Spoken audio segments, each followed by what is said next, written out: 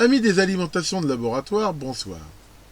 J'ai commencé dernièrement une petite série de vidéos sur cet intéressant sujet et ce soir je veux vous parler du problème du rendement des alimentations de laboratoire. En effet, on va voir un problème qui est assez important et qui a plusieurs solutions et plusieurs conséquences, on va dire. Basiquement, c'est quoi une alimentation réglable de laboratoire? Je vous ai mis ici un schéma, on va dire, assez très classique. Il y a un transformateur qui assure à la fois l'isolation galvanique et qui abaisse la tension secteur à une tension X, qui est derrière redressé par un pont de diode et filtré par des condensateurs. Et derrière, quelle que soit sa technologie, un système de régulation, qui ici est réglable en voie courant en tension, qui permet de faire varier la tension de sortie de 3 à 24 volts et éventuellement, enfin là dans mon exemple, et éventuellement de régler le problème qu'on voit, c'est que, on va le voir, il est très très simple. Si ici j'ai une tension de 3 volts et je lui tire les 2 ampères qu'elle peut fournir, on voit que la différence de tension entre l'entrée et la sortie ici va être de 27 volts, multiplié par 2, elle dissipe 54 watts, c'est mathématique. Donc on voit ici que le régulateur, enfin bon, un L200, là c'est un exemple, il ne tiendrait pas 54 watts, le pauvre, mais je veux dire, quel que soit ici le régulateur ou le système utilisé, il va dissiper 54 watts. Donc on voit qu'après, quand la tension de sortie monte, toujours au courant nominal, ça baisse, mais c'est quand même quelque chose de très très embêtant d'avoir ça. Alors pourquoi c'est embêtant? C'est embêtant pour plusieurs raisons. Déjà maintenant où c'est pas bon pour la planète, hein, on est dans un monde où on essaye de sauvegarder l'énergie. Or là, ce qu'on veut c'est une alimentation, c'est pas un radiateur. Or ici, moi je travaille avec un truc en 3 volts à 2 ampères, je perds 54 watts, ce qui est quand même une énergie qui n'est pas négligeable, vraiment pour rien. Mais en même temps, même si la planète et l'écologie n'est pas la motivation première, souvent ceux qui n'aiment pas la planète, ils aiment le pognon. On dépense du cognon pour rien et ça coûte cher. Mais en même temps, cette chaleur, il va falloir l'évacuer. Ça veut dire qu'il va falloir mettre des radiateurs, il va falloir mettre un ventilo qui en plus fait du bruit. Enfin, ça va être donc un boîtier éventuellement assez lourd. Donc ça va aussi coûter cher, ça va prendre de la place, et ainsi de suite. On n'a pas généralement ce problème sur les alimentations fixes, parce que l'alimentation fixe, on la calcule comme il faut. Les systèmes de régulation, ils ont toujours en fait une petite perte de tension, on n'arrive pas à les faire réguler avec la même tension d'entrée que de sortie. D'ailleurs, ça à l'encontre même de l'idée de régulation. Donc ils ont besoin d'avoir une petite différence de tension, on va dire, entre l'entrée et la sortie, qui au minimum dépend de la technologie. Souvent c'est de l'ordre de 3 volts hein, pour tout ce qui est régulateur, LM317 et tout ça. Maintenant, selon la techno, selon le système, il y a des choses qu'on appelle les LDO, les Low Dropout Régulation, qui, elles, ont besoin de beaucoup moins de différence de tension. Enfin, ici, dans la mesure où c'est réglable, de toute façon, on voit qu'il y a forcément le problème qui se pose. Si on essaye de refroidir le système et tout, on corrige l'effet mais pas la cause, ce qui est rarement une bonne idée. Alors, qu'est-ce qu'on peut faire? Une des solutions qui est très souvent employée va consister à, selon la tension qu'on veut de sortie, à changer la tension à l'entrée du système de régulation. Donc une chose qu'on peut faire, c'est le faire un petit peu par gamme. Donc il y a des alimentations où, alors manuellement, automatiquement, des fois c'était manuel, hein, j'ai eu une alim comme ça, où on peut choisir plusieurs gammes qui vont permettre de sélectionner sur le transfo différentes tensions, qui va permettre à l'entrée du régulateur, pour la gamme choisie, de limiter quand même dans une certaine partie le courant. Alors, souvent, comme on voit, c'est par palier, mais ça permettra, quand la tension quand même sera la plus basse, ici de choisir quelque chose de plus bas. Alors cette commutation, soit elle est automatique, c'est-à-dire qu'elle mesure la tension de sortie et le fait automatiquement, soit elle peut être manuelle. C'est une solution qui fonctionne bien, ça explique d'ailleurs quand on choisit la tension de sortie, on entend des cliquetis à l'intérieur qui sont la commutation des relais. Alors plus on va avoir de bobines commutées, plus le réglage sera fin. Maintenant, plus ça coûtera cher, plus ça sera compliqué. C'est une solution qui pour l'amateur n'est pas forcément top, dans la mesure où d'abord on ne trouve pas forcément les transfos qui vont bien, et en même temps c'est quand même assez coûteux, il faut faire tout le système de relais, tout le câblage. Enfin bon, honnêtement c'est pas la solution que je préfère, mais elle a le mérite d'exister. Elle a quelque chose qui est un avantage, même s'il n'est pas toujours vu, c'est qu'un transformateur garde généralement une puissance, on va dire, de relativement constante. C'est-à-dire que, imaginons un transformateur qui sort du 10 volts, S'il sort du 10 volts à 2 ampères, ça veut dire que si à un moment donné je mets un deuxième enroulement de 10 volts en série, il me sortira à 20 volts mais à 1 ampère. Alors, en gros, plus la tension ici est basse, plus je pourrais avoir de courant. Alors, dans des alimentations manuelles, des fois on le voit, c'est-à-dire que c'est prévu dedans. Dans celles qui sont automatiques, c'est pas très pratique à faire parce que ça peut être gênant à l'usage. C'est-à-dire que je me mets une basse tension, je dis un courant max de 2, puis quand je vais monter la tension de sortie, subitement ma consigne sera plus respectée. Donc souvent, il s'arrange quand même pour que sur toute la gamme, le courant est le même, sachant qu'en théorie, le transfo pourrait donner plus, mais on va dire que c'est pas exploité. Donc voilà pour cette première solution. Alors on va voir qu'il y en a quand même d'autres qui sont pour moi un peu plus malignes que celle-là. Voyons ça. Alors un grand classique qui a aussi été énormément utilisé pour faire ça consiste à avoir quelque chose de plus continu. On voit que dans le pont ici de redressement de la sortie, on va dire principale, on met ici on remplace deux diodes par deux thyristors et on fait tout un système de commandes qui déclenche les thyristors à certains moments par rapport, on va dire, à l'onde alternative. Hein. Je vous avais fait une petite vidéo là-dessus pour vous montrer un peu le système des variateurs et choses comme ça, ce qui va permettre de s'arranger pour que la tension à l'entrée du régulateur soit suffisante, mais le minimum suffisant pour la sortie. Donc si on part sur l'idée de 3 volts par exemple, ben, quand on aura, je sais pas, 2 volts en sortie, ici ça arrangera pour en avoir 5. Ça c'est déjà quand même plus malin parce que c'est continu. On peut quasiment s'arranger pour avoir toujours 3 volts aux bornes, ce qui fait que la dissipation de puissance, mettons que ça soit toujours 1 ampère, bah, il ne dissipera jamais plus de 3 watts. Donc ça c'est quelque chose qui est assez sympa à faire. Le petite difficulté c'est que si, selon les courants, selon les perfs qu'on veut, c'est pas forcément si simple que ça de commuter les thyristors, ça peut aussi faire des parasites. Maintenant, la dernière fois que j'ai utilisé cette technique, j'ai pas utilisé des thyristors. À l'époque, je me rappelle, j'ai utilisé un ou deux, je me rappelle plus, transistor MOS, qui était beaucoup plus facile à commander et qui avait aussi l'avantage d'avoir beaucoup moins de pertes, parce que maintenant on a des transistors MOS qui, une fois qu'ils sont passants, sont vraiment quasiment des interrupteurs. Enfin bon, le principe reste le même. Donc ça c'est quand même un très bon système. Il y a beaucoup d'alimes, surtout des alimes de très forte puissance, qui sont faites comme ça. Et c'est parce que c'est encore le cas, je sais pas. Mais enfin, pendant des années, ça a été vraiment le modèle. Alors voyons aussi maintenant d'autres quand même possibilités. Alors ça, on va dire, c'est un petit peu une variante qui consiste toujours à réguler, mais au lieu de le faire comme on vient de le voir sur le secondaire, on régule le primaire. En gros, on veut une sorte de variac électronique, hein, ou de, comme on pourrait dire, de variateur directement sur le transfo.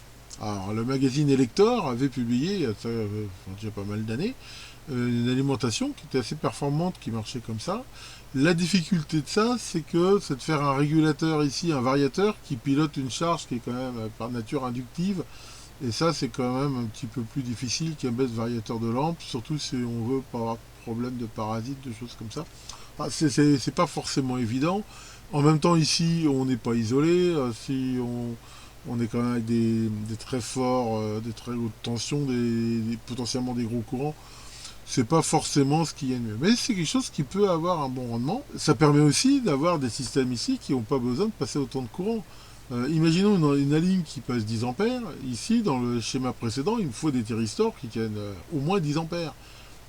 Si je veux 100 ampères, des thyristors de 100 ampères, ça commence à coûter cher, c'est déjà des sacrés bestiaux. Alors que si je régule avant, mettons qu'ici j'ai 10 fois plus de tension, j'ai 10 fois plus de courant, c'est plus facile d'avoir un système à 10 ampères pour réguler une charge qui derrière en fait ça. Donc ça c'est un des avantages de ce système-là, qui est, encore une fois, je ne sais pas s'il est encore utilisé, enfin ça a été quand même pas mal utilisé aussi, surtout dans certaines grosses alimes industrielles. Maintenant, c'est pas quand même ce qu'on voit de plus courant. Voyez encore d'autres solutions. Alors, ce schéma-là, c'est aussi un grand classique. Hein.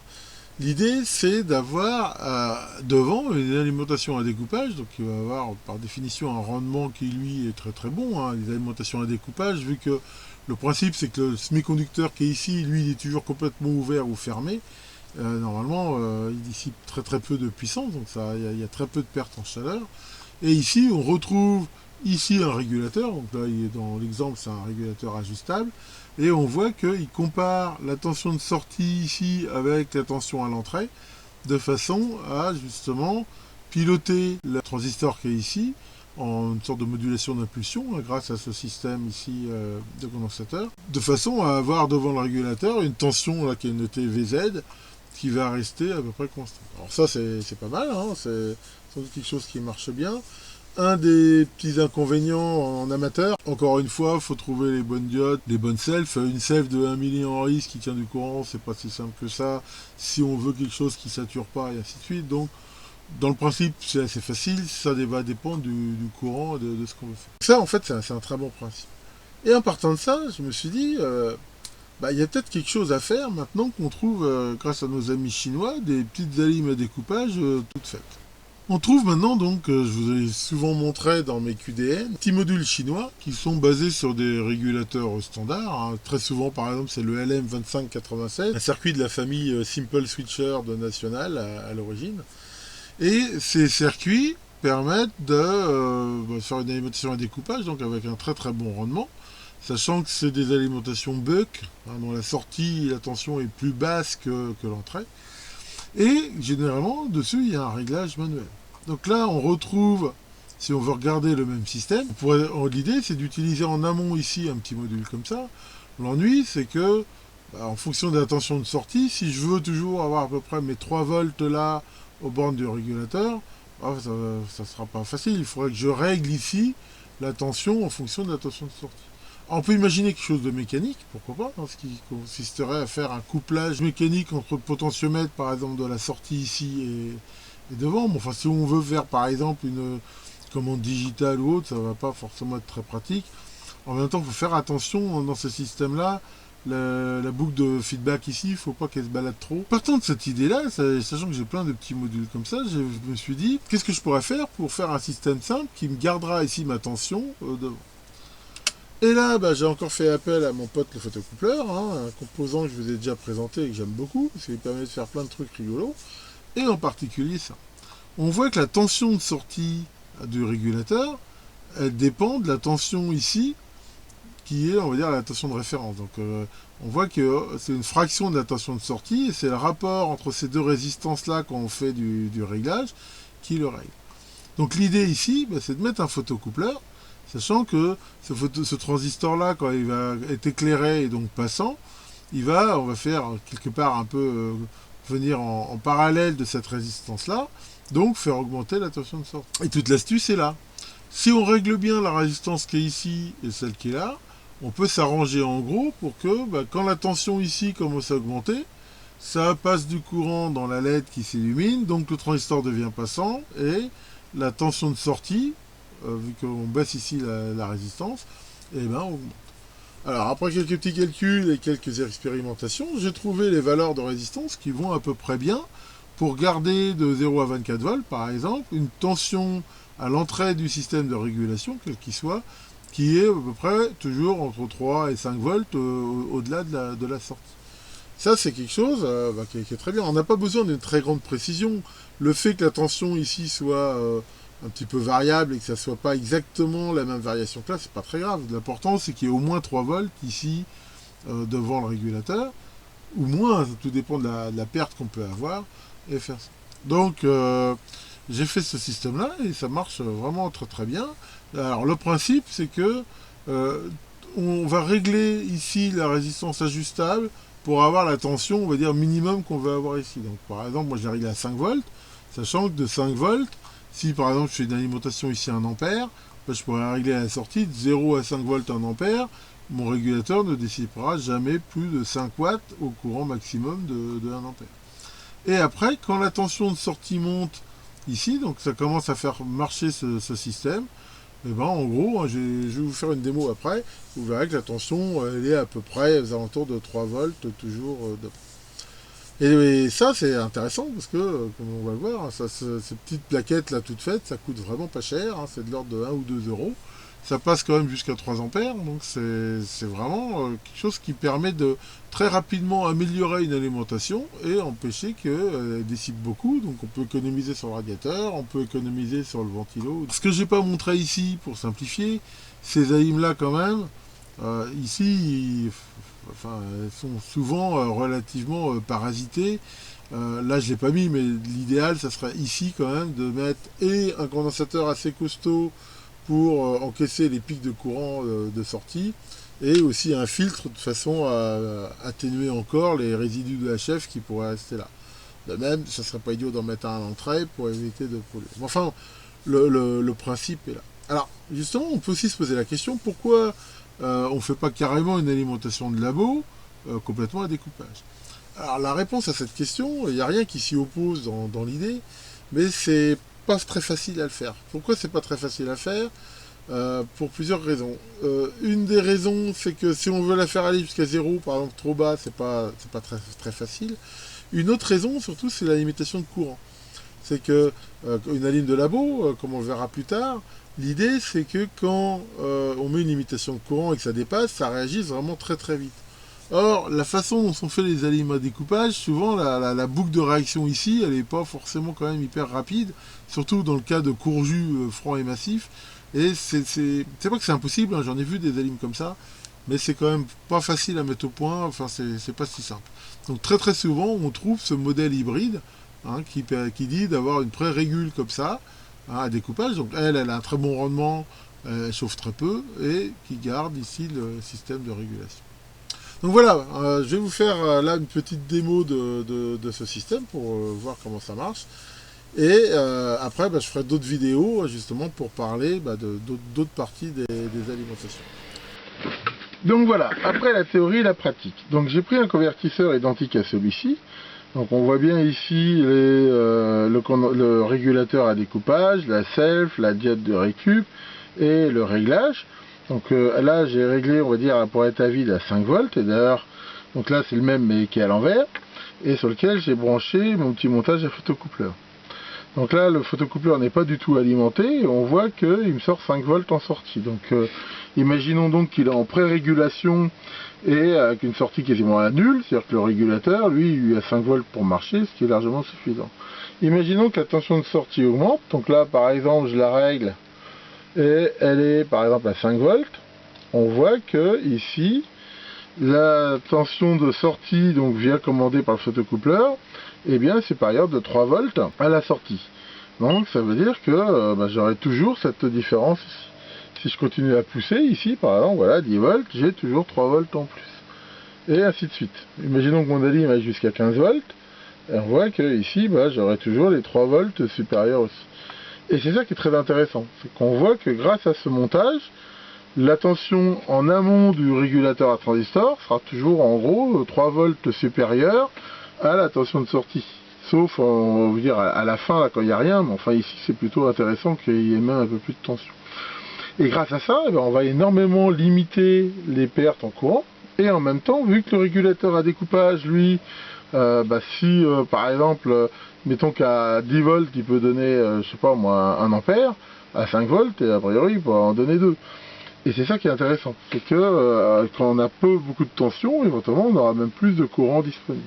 Et en faisant ça, on va avoir une alim qui ne chauffe pas beaucoup et qui a un excellent rendement. Donc voilà, ici, c'est pas la peine d'aller s'inventer, d'aller faire soi-même des tas d'électronique. Ici, on voit qu'avec un petit machin comme ça pour info, ça coûte 2 euros, 2,50 €, et un petit photocoupleur à 10 centimes, et là, on peut se faire une pré-régulation très efficace. Donc voilà pour cette petite vidéo de ce soir. Merci beaucoup de votre attention et à bientôt pour de nouvelles vidéos sur les alimentations.